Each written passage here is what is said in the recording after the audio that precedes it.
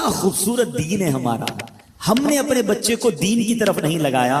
اگر ہم بچے کو دین کی طرف لگا دیتے, دین اس کو ہماری خدمت کی طرف لگا دیتا. ہم بچے کو قرآن و حدیث سکھاتے, قرآن و حدیث اس کو ہماری خدمت سکھا دیتے. ہم آج یہ جو تکلیف اٹھا رہے ہیں اس کی ایک وجہ یہ بھی ہے کہ بچہ ہم نے دین سے دور کر دیا.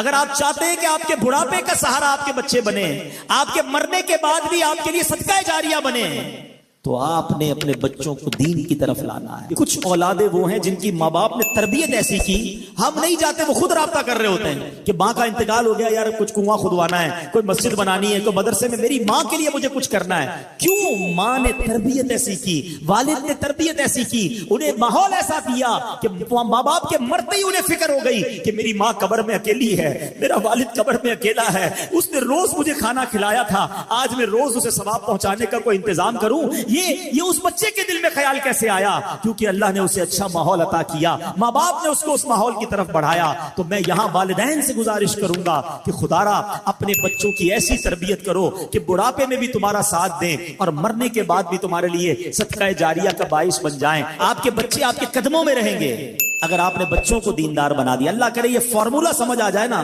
ہم سمجھتے بچہ میری بات مانے, میری کیوں نہیں مانتا. ارے پہلے سے اللہ رسول کی بات منانے والا بنا دو, یہ تمہاری بھی ماننے والا بن جائے گا. کیونکہ جب یہ جائے گا نا دین کی طرف, اسے قرآن ماں باپ کی طرف بھیجے گا, اسے حدیث ماں باپ کی طرف بھیجے گی, اسے علماء کرام ماں باپ کی طرف بھیجیں گے. ہم اس راستے پر بھیج دیں جہاں سے یہ بچہ مجھے واپس مل جائے.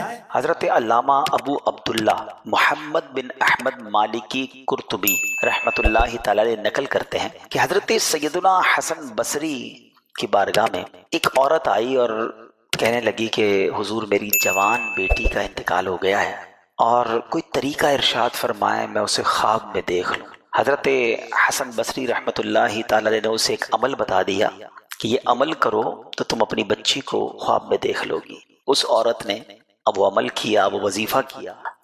وہ دنیا سے جانے والی جو اس کی بچی تھی, اس کی بیٹی جو تھی, وہ اسے خواب میں نظر آئی, مگر عجب حال میں نظر آئی.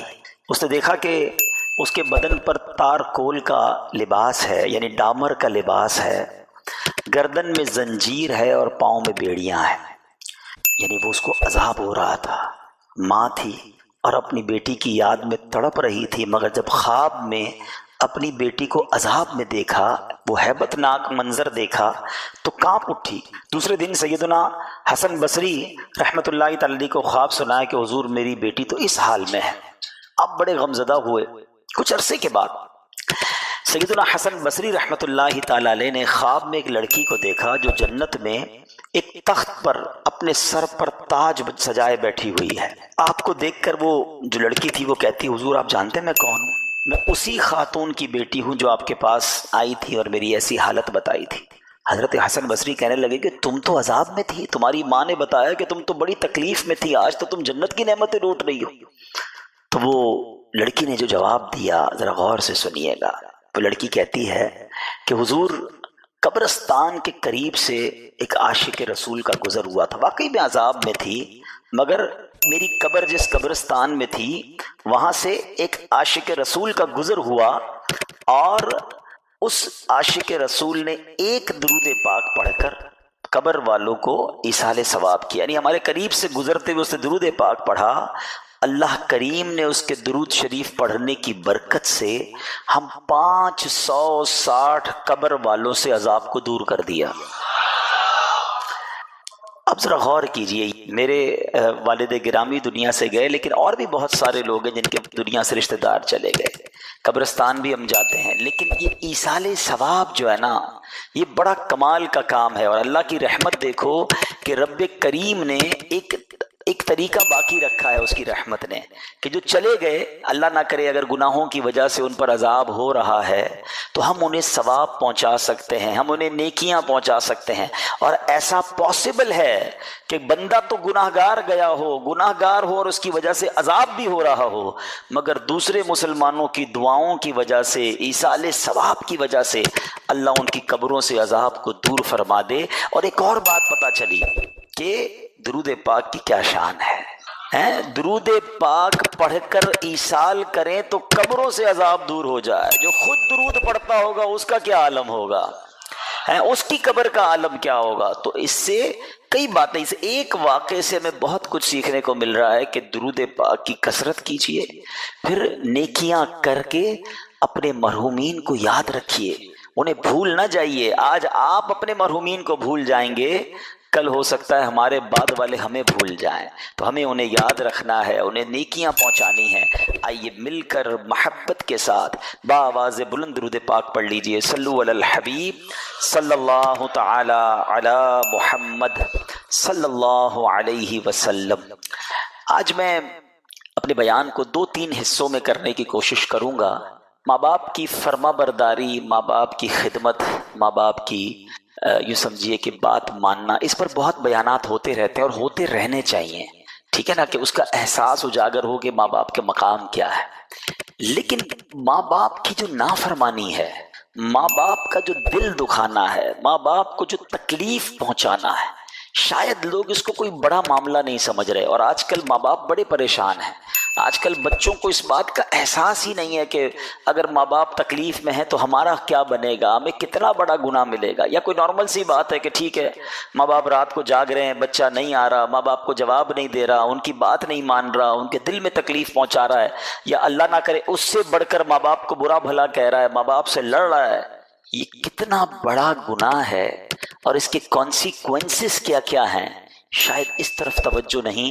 تو شروع میں انشاءاللہ ماں باپ کی نافرمانی کس قدر برا عمل ہے اس پر کچھ بات کریں گے، پھر ماں باپ کے حقوق شریعت ہم پر کیا لاگو کرتی ہے کہ ہمیں ماں باپ کے ساتھ رہنا کیسے ہے، اور اس کے بعد ہم انشاءاللہ کچھ ایصال ثواب پر بات کریں گے، کیونکہ ہمیں پتہ چلے کہ جن کے ماں باپ حیات ہیں انہوں نے ماں باپ کے ساتھ کیسے رہنا ہے، اور جن کے چلے گئے ہیں اب کیسے ایصال ثواب کے ذریعے ہم ان کی گویا ہیلپ کر سکتے ہیں، ان کو تحفے بھجوا سکتے ہیں۔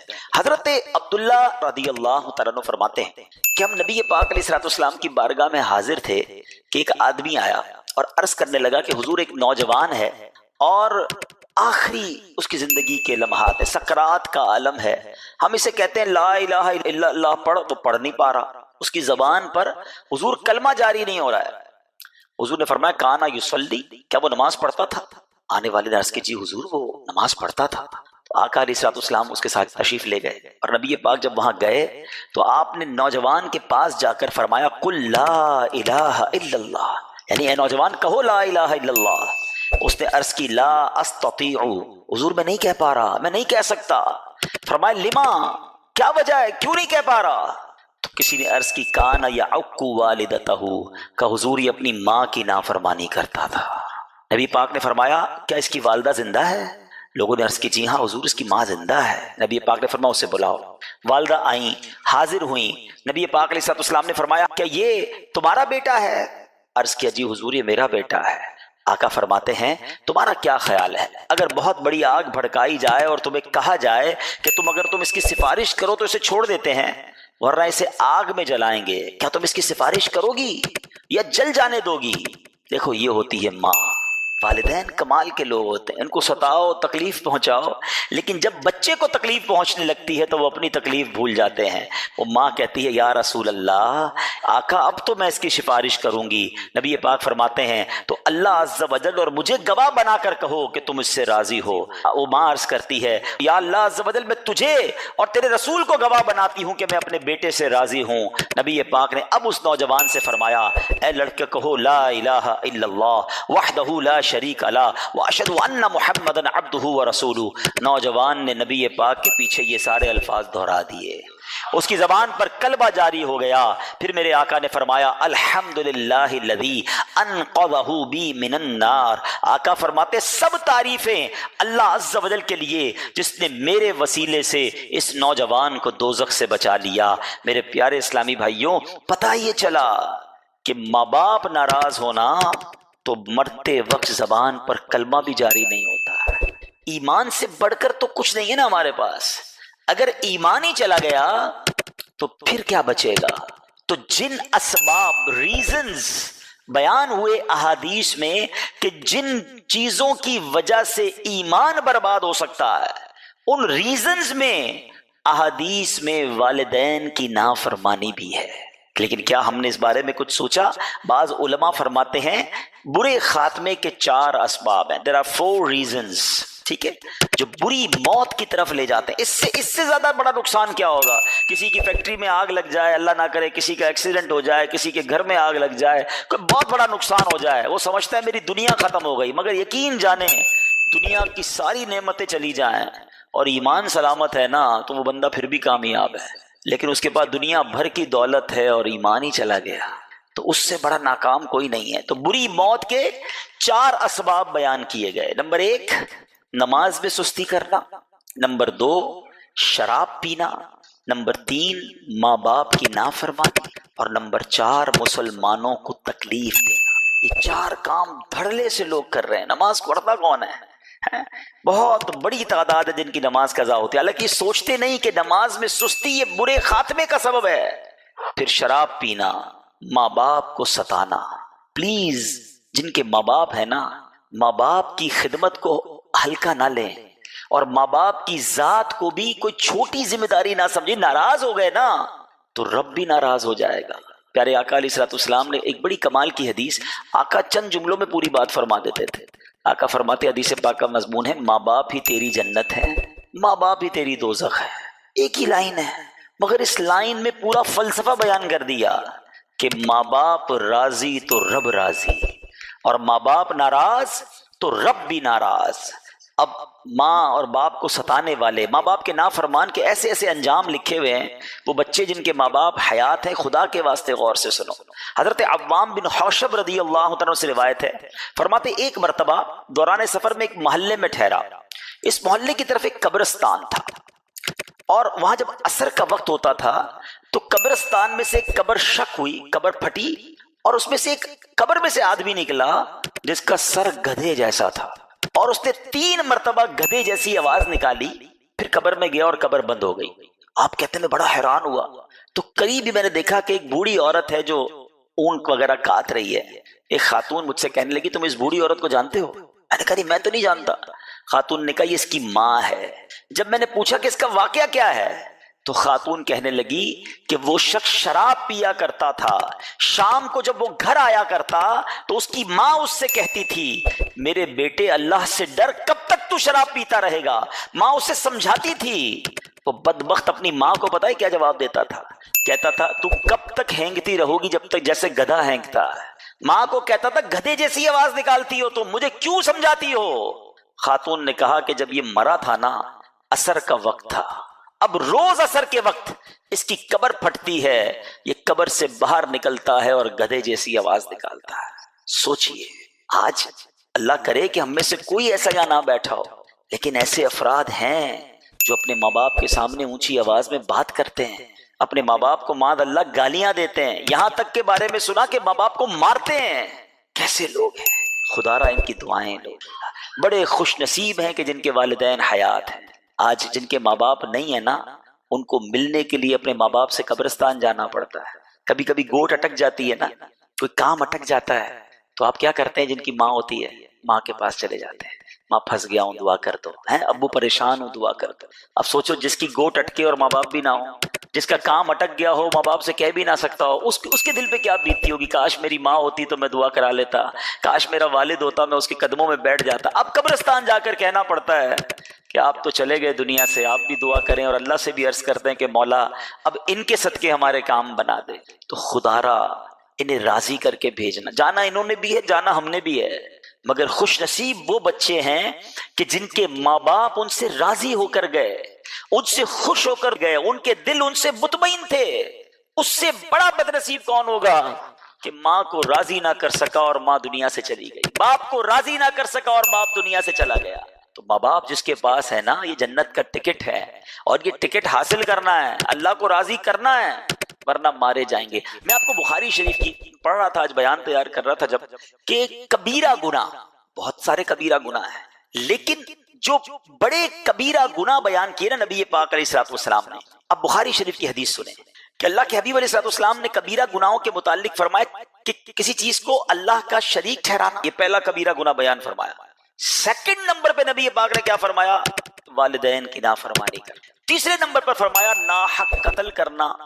چوتھے نمبر پر فرمایا جھوٹی قسم کھانا. مسلم شریف کی حدیث میں پیارے آقا نے فرمایا کبیرہ گناہ کا جب ذکر ہو رہا ہے کسی چیز کو اللہ کا شریک ٹھہرانا، والدین کی نافرمانی کرنا، ناحق قتل کرنا اور جھوٹ بولنا۔ علماء فرماتے ہیں کہ اتنے سارے کبیرہ گناہ ہیں، سب سے بڑا گناہ شرک ہے نا، اس شرک کے بعد دوسرا بڑا گناہ جہاں جہاں نبی پاک نے کبیرہ گناہ بیان کیے نا، ماں باپ کی نافرمانی بیان ہے۔ آپ سوچیں یہ کتنا بڑا گناہ ہے۔ لوگ کہتے ہیں یار ماں باپ تو بس ٹھیک ہے نا، ناراض ہو گئے تو کیا ہو گیا، بعد میں منا لیں گے۔ تمہیں کیا پتا وہ راضی ہوں گے کہ نہیں، تم نے آج دل دکھایا، کبھی بڑی آواز میں بات کی، کبھی ان کی بات نہ مانی، ہو سکتا ہے تمہاری وجہ سے وہ رو پڑے ہوں، تمہیں احساس نہیں ہے۔ حالانکہ شریعت یہ کہتی ہے، میں ابھی تھوڑی دیر کے لیے ماں باپ کے دل کو سائیڈ پہ رکھ دیں، ٹھیک ہے نا، میں مسلمان تو ہوں نا، میں نے کلمہ پڑھا ہے، میں اللہ اور اس کے رسول کی بات مانوں گا تو میری مغفرت ہوگی۔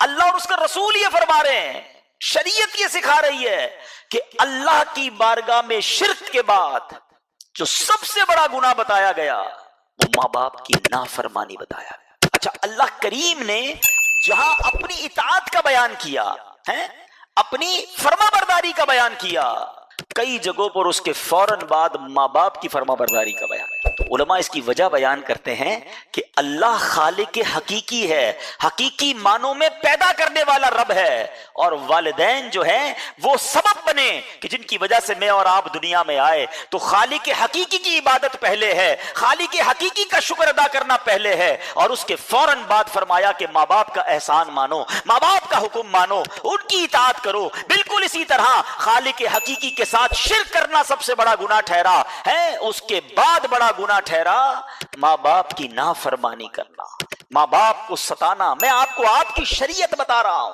کہ ہمیں شریعت یہ کہتی ہے کہ اگر رب کو راضی کرنا ہے، اللہ کے حبیب کو راضی کرنا ہے، تو ماں باپ کو راضی کرنا، ماں باپ کی نافرمانی نہیں کرنی۔ اچھا، پھر پیارے آقا علیہ الصلوۃ والسلام فرماتے ہیں سب سے بڑا گناہ یہ ہے، بخاری شریف کی حدیث، صحیح بخاری کی حدیث، سب سے بڑا گناہ یہ ہے کہ کوئی اپنے والدین کو گالی دے۔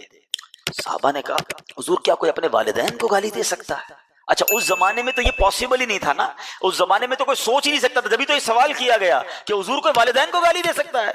تو نبی پاک نے فرمایا آدمی کسی کے باپ کو گالی دیتا ہے تو وہ اس کے باپ کو گالی دے گا، تو کوئی آدمی کسی کی ماں کو گالی دیتا ہے تو وہ اس کی ماں کو گالی دے گا۔ اب ذرا غور سے سمجھیے گا بات کو، اس کا مطلب یہ ہوا کہ اس زمانے میں تو ایسا تھا ہی نہیں کہ کوئی ڈائریکٹ ماں باپ کو گالی دے۔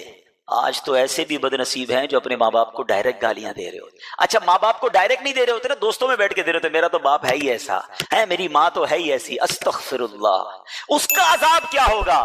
یہ تو نبی پاک نے ایک دوسری انداز بیان کیا کہ وہ کسی کے ماں باپ کو گالی دے تو وہ اس کے ماں باپ کو گالی دیں۔ آج ایسا ہو رہا ہے، ماں بہن کی گالیاں دیتے ہیں، شوق سے دیتے ہیں، پھر دوسرے تمہاری ماں بہن کو گالیاں دے رہے ہیں۔ احساس ہی نہیں ہے کہ میری ان حرکتوں کی وجہ سے میری ماں کو گالی پڑ رہی ہے، میرے والد کو گالی پڑ رہی ہے۔ اور ایسا بھی ہوتا ہوگا کہ ماں قبر میں ہوگی اور تمہارے دوست تمہاری ماں کو گالی دے رہے۔ تمہاری وجہ سے ہونا کیا چاہیے کہ لوگ میری وجہ سے میرے ماں باپ کی تعریف کریں کہ یار بیٹا ایسا ہے تو باپ کیسا ہوگا، کیا تربیت کی ہے اس کے والد نے۔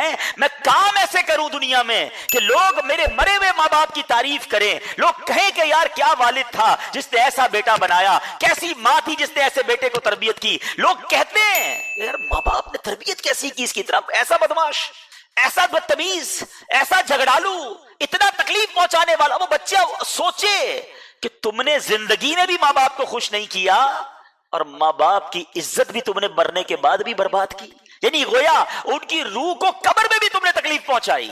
خدا را زندگی ایسی گزارو کہ لوگ کم از کم مجھے دیکھ کر میرے ماں باپ کو دعائیں، میری وجہ سے کوئی میرے ماں باپ کو برا بھلا، ارے مجھے برا بھلا کہہ لیں، میرے ماں باپ کو تو نہ کہے نا۔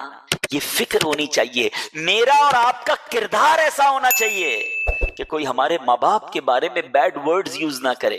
لیکن آج تو دھڑلے سے لوگ دوسرے کے ماں باپ کو برا بھلا کہہ رہے ہوتے ہیں، سامنے وہ اس کے ماں باپ کو گالیاں دے رہا ہوتا ہے۔ سنو، حدیث پاک سناتا ہوں، یہ ماں باپ کی نافرمانی جو ہے نا، یہ کوئی چھوٹا گناہ نہیں ہے، یہ اتنی بڑی برائی ہے۔ یعنی میں یہ سمجھتا ہوں کہ آج کوئی شراب پیے نا، لوگ کہتے ہیں او ہو شرابی ہے یہ تو، ارے یہ تو بڑا قاتل ہے، یہ تو گنڈا چور ہے، یہ تو جناب ہیروئنچی ہے، یہ تو جواری ہے۔ یہ 4-5 گناہ جو ہے نا ہمارے معاشرے میں بہت بڑے مانے جاتے ہیں، واقعی یہ بڑے گناہ ہیں، لیکن ان سب سے بڑا گناہ جو ہے وہ ماں باپ کو ستانا ہے۔ تو ہر دوسرا آدمی ستا رہا ہے، اس کو یہ ٹینشن ہی نہیں ہے کہ میں قاتل سے بڑا گناہگار ہوں، میں جواری سے بڑا گناہگار ہوں۔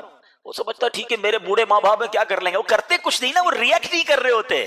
لیکن یہ ستانے والا سوچے کہ میں روز کبیرہ گناہ کر رہا ہوں، روز مجھے اللہ کی بارگاہ سے کس قدر یوں سمجھے لعنت ہو رہی ہوگی۔ سنو، میرے آقا علیہ الصلوۃ والسلام فرماتے ہیں جنت کی خوشبو 500 سال کی مسافت سے سونگھ لی جائے گی۔ جنت کی خوشبو بتائیں کیسی ہوگی؟ 500 سال کی مسافت، یعنی اگر کوئی گھوڑ سوار گھوڑا دوڑائے اور 500 ایئرز کتنا دور پہنچ جائے گا، پتہ نہیں کتنے ہزار میل دور پہنچ جائے گا، اتنا دور سے بھی جنت کی خوشبو سونگھی جائے گی، یعنی جنت ایسی خوشبودار ہے۔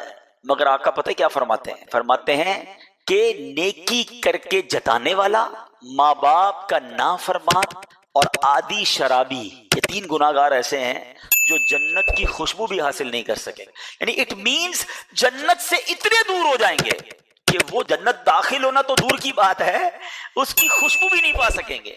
اچھا، میں بہت سارے عذاب پڑھ رہا تھا، اب جو میں حدیث سنانے جا رہا ہوں نا، میں یقین کریں جس کو لرز جائے آدمی، یہ جملے ذرا سنیے گا کہ کیا فرمایا میرے آقا نے۔ سب سے بڑا اللہ کا نافرمان کون ہے؟ شیطان، ابلیس۔ ابلیس کے عذاب کا اندازہ کر سکتے ہو؟ جس نے ساری دنیا کو غلط کام پہ لگایا ہے، ساری دنیا کو برے کاموں کی طرف جو لگا رہا ہے، سارے کفار کو کفر پہ لگانے والا، ہم تو امیجن ہی نہیں کر سکتے نا اس کے عذاب، اس کے گناہ اور اللہ کے غضب کا اس پر۔ مگر اب حدیث سننا کیا فرمایا آقا، فرماتے ماں باپ کے نافرمان اور ابلیس کے درمیان صرف جہنم میں 1 درجے کا فرق ہوگا۔ آپ یقین، یہ اگر اس کی وہ کہنا ہیبت کو سمجھو، جو اگر سمجھدار اس بات کو سمجھے نا تو رونگٹے کھڑے ہو جائیں گے۔ ابلیس کا عذاب کتنا ہوگا؟ اس کے عذاب میں اور ماں باپ کے نافرمان کے عذاب میں 1 درجے کا ہی فرق ہوگا۔ ختم ہو گئی نا بات، ہی ختم ہو گئی نا، اس سے بڑا مجرم کون ہوگا؟ تو پلیز میرے وہ بچوں جن کے ماں باپ، یعنی میں اب سمجھ آتا ہے ان باتوں کو پڑھنے کے بعد کہ جس کے ماں باپ زندہ ہو نا، اس کو زندگی کا ایک ہی مقصد رکھنا چاہیے کہ یہ ناراض نہیں ہونے چاہیے، ہاں باقی سارے کام بعد میں ہیں۔ اگر یہ ہاں ماں باپ اگر اللہ کی نافرمانی کی بات کریں گے تو پھر ہم نہیں مانیں گے ان کی۔ دیکھیں یہ بھی ایک باؤنڈری شریعت ہی نے دی ہے کہ ماں باپ کی ہر بات مانیں گے، لیکن اگر ماں باپ اللہ کی نافرمانی کی بات کریں گے تو پھر ماں باپ کی نہیں مانیں گے، کیونکہ مجھے ماں باپ کی فرما برداری بھی اللہ کو راضی کرنے کے لیے کرنی ہے، تو اللہ کو تو ناراض نہیں کریں گے، لیکن اس کے علاوہ ہر بات میں بس ماں باپ راضی ہے، کیونکہ یہ راضی ہو گئے رب راضی ہو جائے گا۔ ابھی آپ نے سنا نا کہ وہ بندے کی زبان پہ کلمہ ہی جاری نہیں ہوا، ایسی بہت ساری روایتیں ہیں کہ نمازی بھی تھے، روزہ دار بھی تھے، صدقہ دینے والے بھی تھے، ماں باپ ناراض تھے، آقا نے فرمایا کوئی عبادت قبول نہیں ہوگی۔ تو اس بات کو بٹھا لیں دماغ، یہ ہو گئی بات کچھ ماں باپ کے نافرمان کی سزا کے بارے میں۔ اب میں یہ بتانا چاہتا ہوں کہ ہماری شریعت ہمیں حقوق کیا بتاتی ہے، جن کے ماں باپ زندہ ہے نا ان کو ماں باپ کے ساتھ رہنا کیسے ہے۔ سبحان اللہ۔ اب ذرا قرآن و حدیث کی روشنی میں کچھ مدنی پھول میں آپ کو پیش کرتا ہوں، پوائنٹ وائز ہیں، ہو سکے تو یاد کیجئے گا۔ نمبر 1، ان سے دل سے محبت کریں، یہ حق ہے ان کا۔ ایک تو یہ کہ بھائی یار اب کیا کریں بھائی، مولانا صاحب نے بیان کیا تھا، اچھے تو لگتے نہیں پھر بھی محبت کر رہے، نہیں، ان سے دل سے محبت کریں، یہ حق ہے ان کا۔ اچھا، ان کو نام سے نہ پکاریں بلکہ ان کو کنیت سے پکارے جسے وہ پسند کرتے ہیں۔ اچھا چلے ہمارے یہاں کنیت نہیں ہے تو اچھے نام ابو جان ہو سکتا ہے، بابا جان ہو سکتا ہے، جو آپ کے یہاں عرف ہے، نام سے نہ پکاریں، ان سے پہلے نہ بیٹھیں، ان کے آگے نہ چلیں، حتی الامکان ان کے برابر میں بھی نہ بیٹھیں۔ یہ ماں باپ کی آداب لکھیں کتابوں میں، اگر وہ تشریف لائیں تو ان کے لیے تعظیماً کھڑے ہو جائیں، ان کو عزت کی جگہ بٹھائیں، ہو سکے تو اپنی چادر بچھا کر انہیں بٹھائیں، چہرے کی بشاشت اور خندہ پیشانی کے ساتھ ان سے بات کریں۔ منہ چڑھا ہوا ہے، موڈ آف ہے، اچھا چلو بولو، چلو اب جلدی جلدی بات کرو، ٹائم نہیں ہے۔ ماں باپ کے ساتھ ایسے بات کرتا ہے، آپ فریش، خشاشت بشاشت ہو، خندہ پیشانی کے ساتھ ان سے بات کریں۔ اچھا فرمایا اپنی بات احسن انداز میں عرض کریں، نہ مانے تو خاموش ہو جائیں، ضد نہ کریں، اپنی بات رکھیں کہ میں یہ کرنا چاہتا ہوں، کیا آپ کی اجازت ہے؟ مان گئے تو ٹھیک ہے، ضد نہ کریں، ناراض ہوئے بغیر ان کی بات قبول کریں، اگر ان کو بھوک لگے تو کھانا کھلائیں، کپڑے نہ ہوں تو کپڑے پہنائیں، ان کی خدمت کریں اگر ان کو ضرورت ہو، اگر ان کا حکم خلاف شرع نہ ہو، شریعت کے خلاف نہیں، فوراً پورا کریں۔ کھانے پینے ساتھ بیٹھے نا، ان سے پہلے پہل نہ کریں، ہمیں تو کھلائے ماں نے، ابو نے کہا بیٹا تم کھا لو، حالانکہ شریعت یہ کہتی ہے کہ اگر یہ ساتھ بیٹھیں کھانا شروع نہ کریں جب تک ماں باپ شروع نہ کریں۔ فرمایا ان کے لیے رحمت اور مغفرت کی دعا کریں، ان کی عزت اور ان کا احترام کریں، ان کو خوش کرنے والے کام کریں، باپ کے ہاتھ چومیں اور ماں کے قدم چومیں۔ فرمایا ہر کام میں ان سے مشورہ کریں، لوگوں کے سامنے ان کی تعریف کریں، ان کے دوست احباب سے خوش دلی کے ساتھ پیش آئیں۔ ماں باپ سے تو آئیں، ان کے دوستوں سے بھی خوش دلی سے پیش آئیں۔ بعض اوقات ہوتا ہے ایسے کہ ابو بیٹھے ہیں ساتھ، ان کے دوست آ گئے، اب ان کو دیکھ کے موڈ خراب ہو گیا، ابو کے رشتہ داروں کو دیکھ کر موڈ خراب ہو گیا، ماں کے رشتہ دار آ گئے تو موڈ خراب نہیں۔ شریعت یہ کہتی ہے کہ ماں باپ کے رشتہ دار ان کے دوستوں سے بھی خوش دلی کے ساتھ پیش آئیں، اور سبحان اللہ ان کے پیچھے سے ان کو آواز نہ دیں، بلکہ خود جا کر قریب جا کر ان سے نرمی سے بات کریں۔ یہ آداب کتابوں میں لکھے ہیں۔ میں نے ایک اور کتاب میں پڑھا تھا کہ بیٹا والد کے ساتھ ایسے رہے جیسے غلام آقا کے ساتھ رہتا ہے۔ یہ لکھا ہے کتابوں میں ادب۔ غلام کیا ہوتا ہے؟ ریڈی ٹو، ہر وقت خدمت کے لیے، کب آقا کا حکم آئے میں خدمت کروں۔ مگر آج حال یہ ہے کہ باپ غلام بنا ہوا ہے بیٹے کا، کہ بیٹا میرا ذرا کام کر دے، نہیں ابا ٹائم نہیں ہے، بیٹا تھوڑے پیسے دے دے، نہیں میرے پاس پیسے نہیں ہیں، اچھا میرا بیٹا یہ میری بات نہیں، ابو آپ کو سمجھ نہیں پڑتی۔ باپ غلام کی طرح ڈرتے ڈرتے بات کرتا ہے۔ یہاں کیا لکھا کہ بیٹا نرمی سے ماں باپ سے بات کرے، ادب سے بات کرے، انہیں نام سے نہ پکارے۔ ادھر حال یہ ہے کہ باپ ڈر رہا ہوتا ہے کہ بیٹے کا موڈ صحیح ہے کہ نہیں، بات کروں کہ نہیں، کہیں بیٹے کو برا نہ لگ جائے۔ ماں بیٹی سے ڈر رہی ہے آج کے دور میں۔ تف ہے ایسی اولاد پر جن سے ماں باپ ڈر رہے ہیں۔ پہلی بات تو یہ چیک کر لو کہ آپ سے آپ کے ماں باپ کا بات کرتے ہوئے ڈرتے ہیں یا فلیکسیبل فیل کرتے ہیں۔ اس سے بڑی بری کیا بات ہوگی کہ میرے ماں باپ ہی مجھ سے ڈر رہے ہیں۔ ماں باپ سے تو مجھے ڈرنا ہے، ماں باپ کی ناراضگی تو مجھے خیال ہونا چاہیے۔ اب آئیے، اگر جن کے ماں باپ چلے گئے، کتنا کمپلیٹ ریلیجن ہے، چلے گئے، اب کیا حقوق ہیں ان کے؟ جی ماں باپ وہ ہستیاں ہیں جن کا مرنے کے بعد بھی حق جاری ہے ہم پر، اور اب وہ حقوق سنیے۔ سیدی اعلیٰ حضرت امام اہل سنت نے باقاعدہ تفصیل کے ساتھ لکھے، میں کچھ اس میں سے حقوق بیان کر دیتا ہوں۔ سب سے پہلا حق یہ ہے کہ ان کی موت کے بعد ان کے جنازے کی تجہیز، تکفین، غسل، نماز، ان تمام کاموں کو سنت کے مطابق احسن طریقے سے انجام دے۔ نمبر 2، ان کے لیے دعا و استغفار ہمیشہ کرتے رہنا، کبھی اس سے غفلت نہ کرنا۔ نمبر 3، صدقہ اور نیک اعمال کا ثواب انہیں پہنچاتے رہنا، اس میں کمی نہ کرنا۔ اپنے روزوں کے ساتھ ان کے بھی روزے رکھنا ہیں، یعنی نفلی روزے رکھے تو ماں باپ کے نام پہ بھی رکھ لیے کہ چلو اس کا ثواب بھی انہیں پہنچے۔ ان پر کوئی قرضہ ہو تو کوشش کر کے یہ قرضہ اتارنا۔ مجھے ایک واقعہ یاد آ گیا، پچھلے دنوں ایک واقعہ میں نے پڑھا کہ ایک شخص بہت بڑے مالدار شخص کے دروازے پر گیا، گاؤں سے آیا اور اپنے دوست کو کہا، اس دوست نے یہ واقعہ بیان کیا کہ میں نے یہ اپنی آنکھوں سے دیکھا۔ وہ اپنے اس بوڑھے گاؤں کے دوست کو ڈھونڈتے ڈھونڈتے ایک بہت بڑے سیٹھ کے پاس لے گیا۔ بولا تمہیں کیا کام ہے؟ کہا مجھے اس کے والد کے بارے میں کچھ بیٹے سے بات کرنی۔ دروازہ کھٹکھٹایا، وہ سیٹھ تھا، بڑا آدمی تھا، دروازے پر آیا، بڑے روکھے انداز میں گیٹ پر ہی بات کر، جی فرمائیے کیا کام ہے؟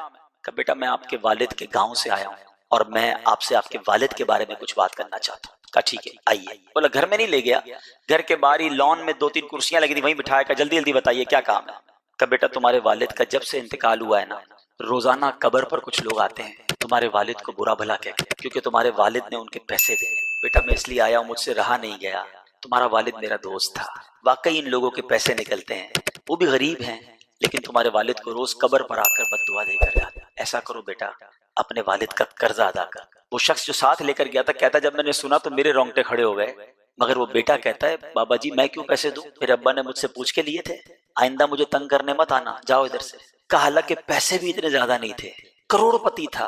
اور وہ بوڑھا شخص کہتا ہے یہی وہ بیٹا ہے، یہی وہ اولاد ہے کہ اس کا باپ جب لوگوں سے پیسے لیتا تھا تو کہتا تھا اپنے بچوں کے لیے کام کر۔ جن بچوں کے لیے اس باپ نے دوسروں سے قرض لیا، وہ اولاد اب اپنے والد کا قرض لوٹانے کے لیے تیار نہیں۔ یہ کیسی اولاد ہے؟ یہ ہے آج کل کے ماحول کا المی کہ اولاد ماں باپ کی خیر خواہ نہ رہی، اور یہ وجہ دین سے دوری ہی تو ہے۔ میں تو دیکھیں آپ کو شروع سے دین بتا رہا ہوں، اللہ رسول کی باتیں سنا رہا ہوں، حدیثیں سنا رہا ہوں، قرآن کی آیتیں بتا رہا ہوں کہ شریعت یہ کہتی ہے ماں باپ کا قرض ادا کرنا یہ اولاد پر حق ہے۔ اگر اس کے پاس ہے، نہیں ہے تو الگ بات ہے، اگر ہے اور ماں باپ پر قرض ہے تو ادا کرے، اور ماں باپ کی جائز وصیت کو پورا کرنا یہ بھی جو ہے وہ شریعت میں حق ہے ماں باپ کا اولاد پر۔ اس کام سے بچنا جس کام سے ماں باپ کو تکلیف زندگی میں ہوتی تھی۔ ماں باپ نے کسی کام سے منع کیا تھا، ہم نے کہا اب تو چلے گئے نا، اب کر لو۔ اگر ان کو اس وقت بھی یہ پسند نہیں تھا نا، تو ان کے مرنے کے بعد بھی کوشش کرو نہ کرو، ان کی روح کو تکلیف نہ پہنچاؤ۔ بلکہ یہاں تک لکھا کہ ماں باپ کے مرنے کے بعد ان کے رشتہ داروں کے ساتھ اور ان کی باپ کے دوستوں کے ساتھ، ماں کی سہیلیوں کے ساتھ پردے کے اہتمام کے ساتھ اچھا برتاؤ کرے کہ اس سے تمہارے ماں باپ کی روح خوش ہو۔ یہ جو ماں باپ کے رشتے ہیں نا، اس کی ویلیو کتنی ہے کہ ایک بار نبی پاک علیہ الصلوۃ والسلام کی بارگاہ میں گناہگار شخص آیا، ذرا سنیے گا، کہ حضور میری بڑی خطا ہے، کیا میری توبہ قبول ہو سکتی؟ نبی پاک نے اس سوال کے جواب میں کیا فرمایا؟ سوال کا تو جواب ہوتا ہے نا، سوال کا سوال تو نہیں ہوتا، مگر نبی پاک نے سوال پر سوال فرما دیا۔ وہ عرض کر رہا ہے کہ حضور میری توبہ کیسے قبول ہوگی؟ آقا فرماتے کیا تیری ماں زندہ ہے؟ کہتا حضور ماں تو نہیں۔ فرمایا تیری خالہ ہے؟ کہ حضور ہاں خالہ ہے۔ فرمایا جا اپنی خالہ کی خدمت کر۔ خالہ کی خدمت پر گناہ معاف؟ کیوں؟ ماں کی بہن ہے، یعنی اٹ مینز ماں اور باپ کا مرتبہ دیکھو، یہ زندہ ہیں ان کی خدمت کرو، یہ چلے گئے تو ان کے رشتہ داروں کی خدمت کرو، ان کے دوستوں کا خیال رکھو، ان کی روح خوش ہو جائے گی تم سے۔ ایسے کام نہ کریں کہ جن سے ماں باپ کی روح قبر میں بھی پریشان۔ اب آئیے آخر میں کچھ میں ایصال ثواب کے بارے میں، کیا خوبصورت ہماری شریعت ہے، کسی کو باپ کی یاد آئے، کسی کو ماں کی یاد آئے۔ آج دنیا میں کیا ہوتا تھا، ماں باپ ہوتے تھے تو کوئی سوٹ پیس لے جاتے تھے، کوئی فروٹ لے جاتے تھے، کوئی تحفے دے دیتے تھے، چلو امی ابو کو کہیں چکر لگانے لے جائیں، ان کا دل خوش ہو جائے، اللہ نے پیسے دیے چلو مدینے لے جائیں۔ اب تو نہیں لے جا پا رہے نا، اب تو چلے گئے وہ دنیا سے، اب کیا کر سکتے ہیں؟ اب بھی یہ کر سکتے ہیں کہ قرآن پڑھ کے انہیں تحفہ